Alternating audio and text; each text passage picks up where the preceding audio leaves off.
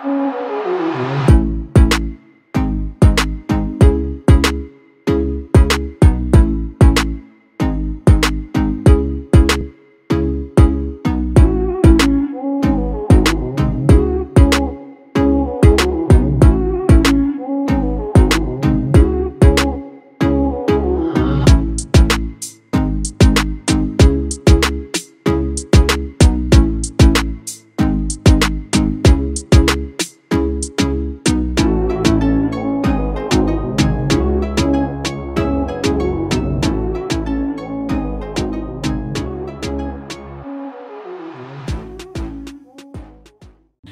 adik-adik, apa kabar? Semoga kalian semua tetap sehat dan bahagia selalu. Nah adik-adik, hari ini kita akan beribadah dan memuji Tuhan. Kita akan memujinya dengan sungguh luar biasa dengan sukacita dan bergembira. By the way, pemain musik kita sebelum datang nih. Dimana dia ya? Om Ellen! Om Ellen! Halo adik-adik! Bagaimana kabar nih? Pasti teman-teman gak sabar nih untuk memuji Tuhan. Iya pastinya dong Om Emen. Nah kita akan langsung saja bernyanyi. Kita mau mengatakan bahwa kita adalah teman. Kau temanku, ku temanmu. Kau temanku, ku temanmu, kita selalu bersama. Seperti mentega dengan roti. Kau temanku.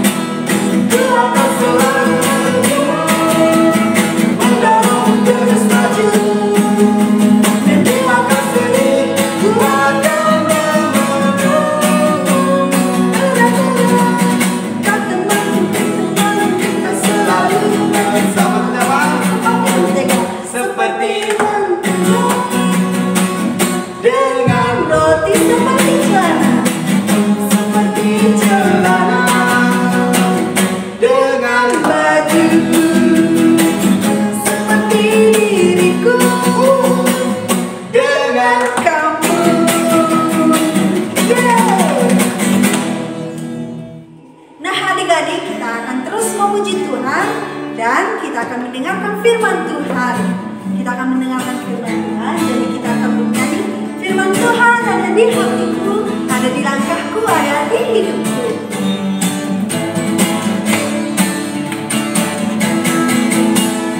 Firman Tuhan ada di hatiku, ada di langkahku, ada di hidupku, dan terus bertumbuh sirami jiwaku, berbuah berbuah.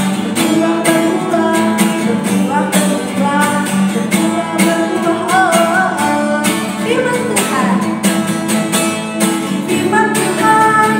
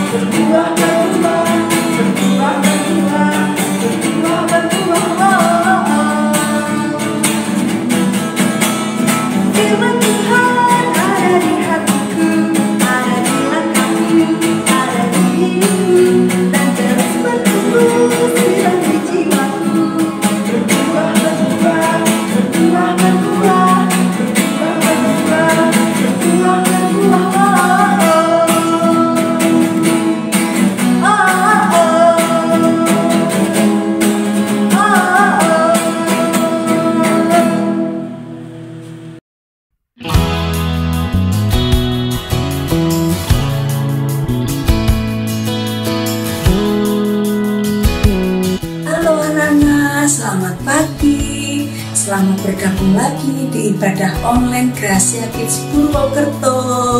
Bagaimana kabarnya kalian semua? Ini sangat berharap kalian semua tetap dalam keadaan sehat-sehat ya. Tetap mematuhi protokol kesehatan. Dan ini sangat berterima kasih kepada kalian semua yang dengan setia mengikuti ibadah online. Tuhan Yesus memberkati. Anak-anak pernah pergi ke pariwisata enggak? Pasti pernah ya. Coba kemana saja? Ada yang ke pantai, terus ke gunung, ke taman bunga, ke kebun, terus kemana lagi ya? Ke kolam renang, terus ke kebun binatang. Pasti kalian senang ya kalau di tempat pariwisata. Semuanya indah-indah, menyenangkan melihat pemandangan. Ada yang sejuk ya, ada yang mainan air, pokoknya senang sekali. Hari ini Miss punya cerita untuk kalian semua. Ada tempat yang lebih indah dari tempat yang paling indah sekalipun yang ada di dunia. Mau tahu anak-anak? Ya, kita akan simak bersama-sama ya. Sepanjang tahun kita telah melalui apa ini? Alkitab bersama-sama. Hari ini Miss punya cerita untuk kalian tentang Alkitab yang paling terakhir. Coba, yuk apa? Ya, kitab Wahyu. Kitab Wahyu ditulis oleh murid Tuhan Yesus yang bernama Yohanes. Siapa? Yohanes. Yohanes menulis kitab Wahyu berada di Pulau Patmos. Dia dibawa ke sana, hidup sebagai tahanan anak-anak. Dia hidup bersama tahanan lain, bekerja di tambang. Dan di Pulau Patmos itu tidak ada jalan keluar. Kenapa Yohanes dibawa ke sana? Karena Yohanes ini tidak mau berhenti bersaksi tentang Tuhan Yesus kepada orang lain. Makanya dia dibawa ke sana supaya dia berhenti bersaksi tentang Tuhan Yesus. Dan Yohanes ini hidupnya lebih lama dari murid Tuhan Yesus yang lain. Dia melihat gereja mula-mula bertumbuh, terus dia melihat hal-hal yang buruk terjadi anak-anak. Apa ya? Banyak orang yang percaya Tuhan Yesus itu disiksa, dianiaya, bahkan ada yang meninggal anak-anak. Kasihan sekali. Tapi Yohanes ini hidupnya panjang umur, dia lebih lama. Suatu hari Yohanes mendengar suara seperti trompet anak-anak. Dan suara itu memberitahu Yohanes untuk menulis apa yang dilihatnya. Dan Yohanes ini heran ya, siapa ya, dia penasaran siapa ya yang mau suara itu dari mana. Lalu dia berbalik dan dia sangat kaget, ternyata yang ngomong itu Tuhan Yesus. Tuhan Yesus menyuruh apa? Yohanes menulis apa yang dilihatnya. Dan dia berkata, yang kita akan baca dalam Wahyu pasal 1 ayat 17 dan 18. Kita akan buka ya. Sudah semua? Wahyu 1 ayat 17 sampai 18. Kita baca bersama-sama ya. Ketika aku melihat dia, tersungkurlah aku di depan kakinya, sama seperti orang yang mati. Tetapi ia meletakkan tangan kanannya di atasku, lalu berkata, jangan takut, aku adalah yang awal dan yang akhir, dan yang hidup. Aku telah mati, namun lihatlah, aku hidup sampai selama-lamanya, dan aku memegang segala kunci maut dan kerajaan maut. Amin. Jadi di sini Allah mengatakan apa? Bahwa dia adalah yang awal dan yang akhir, dan dia memegang segala kunci maut dan kerajaan maut. Wah, Allah kita luar biasa ya. Dia Allah yang berkuasa. Dia memegang segala kunci maut dan kerajaan maut. Kita patut bersyukur ya. Kita dipanggil oleh Allah menjadi anak-anak Allah. Kita tidak masuk dalam kerajaan maut, tetapi dalam kerajaan surga. Asal kita apa? Tetap setia.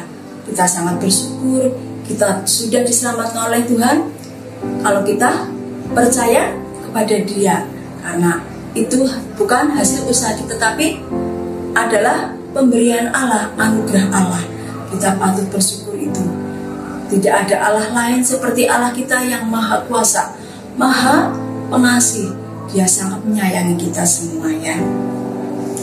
Dan Tuhan Yesus berkata lagi kepada Yohanes ya, nanti kamu menulis dan kamu simak apa yang akan saya katakan dan yang akan terjadi ya. Di hari yang akan datang akan kamu tulis dan nanti kamu bagikan kepada orang lain supaya orang lain bisa percaya. Ketika Tuhan menunjukkan kepadanya banyak hal yang akan datang, Yohanes menyaksikan sangat takjub anak-anak.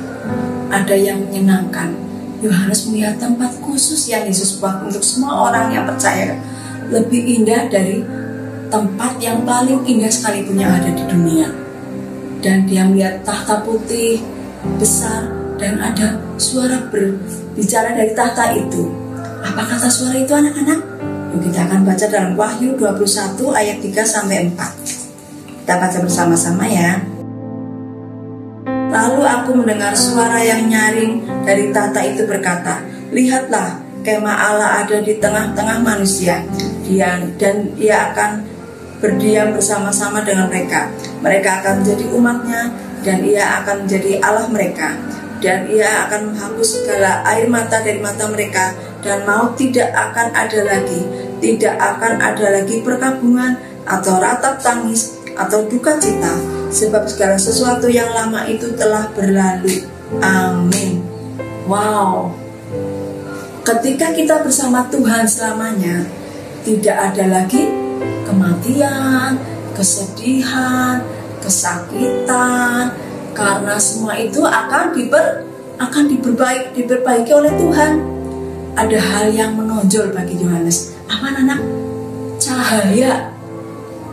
Di situ ada begitu banyak cahaya. Padahal di situ tidak ada matahari, tidak ada bulan. Dari mana ya cahaya itu ya? Dalam Wahyu 1 ayat 23 mengatakan cahaya itu berasal dari Tuhan sendiri. Karena Tuhan Yesus sebagai pelitanya. Kemuliaan Allah berada di tengah-tengah kota itu. Jadi kota itu sangat terang sekali. Wah, sangat menyenangkan ya anak-anak. Tidak bisa kita membayangkan ya, tempat itu luar biasa. Dan ada sungai yang sangat jernih, seperti kristal di tengah-tengah jalan kota itu. Anak-anak pernah lihat sungai yang sangat jernih? Pasti menyenangkan ya. Sungai ini ya lebar dan dalamnya kelihatan ada pasirnya, ada batunya, ada ikan-ikannya kelihatan semua. Wah, sangat menyenangkan sekali. Dan di seberang sungai itu anak-anak ada pohon-pohon kehidupan yang berbuah 12 kali setiap bulan. Coba bayangkan, biasanya pohon-pohon buah itu berbuahnya setiap 6 bulan sekali, kalau nggak 1 tahun sekali. Ini 12 kali setiap bulan anak-anak. Dan bukan hanya itu aja, daun-daun pohon itu juga membawa kesembuhan bagi bangsa-bangsa. Visi ini luar biasa. Tapi belum berakhir anak-anak. Yohanes juga melihat orang. Dalam Wahyu 22 ayat 3-4, jelas dari visi ini Yohanes melihat bahwa semua orang akan menjalani apa yang harus mereka lakukan tanpa dosa, tanpa frustasi, tanpa kelelahan, tanpa ketakutan untuk menghalangi apa yang mereka lakukan di sana. Karena apa yang telah kita lihat dan kita dengar, kita dapat yakin akan hal ini. Pada akhirnya Tuhan akan membuat semuanya benar bagi mereka yang percaya kepadanya. Seperti batalannya kita ya, yaitu mengikuti Yesus akan jadi lebih besar dari yang dapat kamu bayangkan. Mengikuti Yesus akan menjadi lebih besar dari yang dapat kamu bayangkan. Wow, kita itu udah disediakan tempat yang luar biasa, yang tidak dapat kita bayangkan. Tempat itu lebih indah dari tempat yang paling indah dalam dunia ini. Sungguh menyenangkan anak-anak ya. Pengen cepat ke sana ya. Kita nanti akan bertemu tuh Tuhan, akan tinggal bersama Tuhan selamanya. Sangat menyenangkan. Karena itu anak-anak tetap setia ya. Jangan tukar keselamatan kita dengan hal-hal dunia. Kita mau tetap teguh beriman kepada Tuhan Yesus. Ceritanya sampai di sini anak-anak. Biar kita mau minta pertolongan Tuhan supaya kita tetap kuat menjalani dalam dunia ini, supaya kita kelak akan bertemu Tuhan Yesus dalam kerajaan surga. Mari kita akan menutup ibadah kita pagi ini dengan doa ya. Akan berdoa bersama-sama. Ya Bapa, terima kasih atas penyertaan dan pemeliharaanmu yang luar biasa dalam hidup kami, dan telah mengizinkan kami menjadi dari kisah besarmu. Karena apa yang telah Engkau perlihatkan kepada kami dan karena apa yang Engkau ungkapkan kepada Yohanes, kami tahu bahwa mengikutimu akan menjadi lebih besar dari yang dapat kami bayangkan. Terima kasih atas firman-Mu ini bahwa Engkau selalu memegang kendali. Tolong bantu kami untuk tetap setia memilih mempercayai-Mu apapun yang terjadi, dan akan memberkati orang tua kami melalui usaha mereka. Terima kasih Tuhan, terima kasih. Kami sudah berdoa hanya dalam nama Tuhan Yesus Kristus, Juru Selamat kami.